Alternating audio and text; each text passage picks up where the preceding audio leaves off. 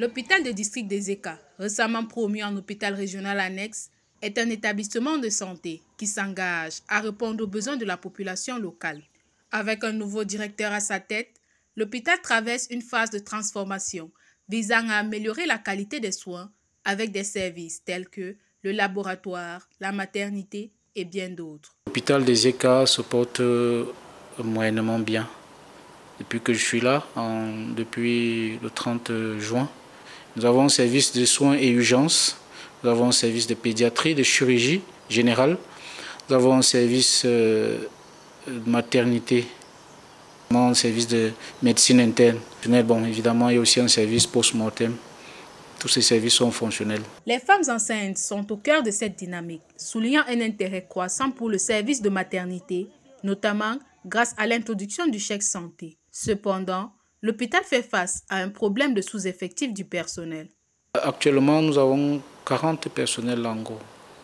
Là-dedans, il y a des contractuels, il y a des fonctionnaires, il y a les décisionnaires et il y a un personnel d'appui qui est majoritaire.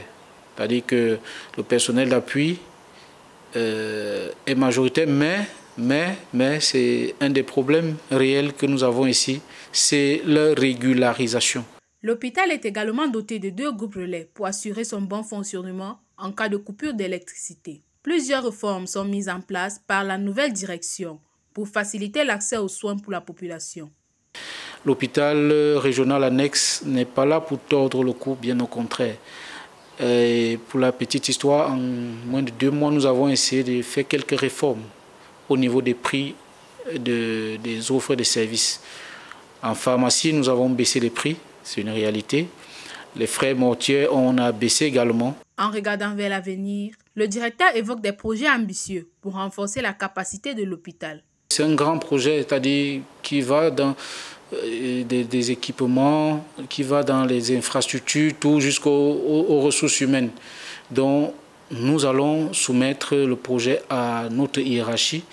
Maintenant, évidemment, ils ont un agenda et en fonction de leurs priorités, ils verront ce qui est réalisable et ce qu'on peut faire de notre projet. Ce n'est pas seulement une affaire de l'État, ça il faut le dire, c'est aussi une affaire de chaque Camerounais. Nous avons des gens qui viennent faire des dons, des élites de la localité.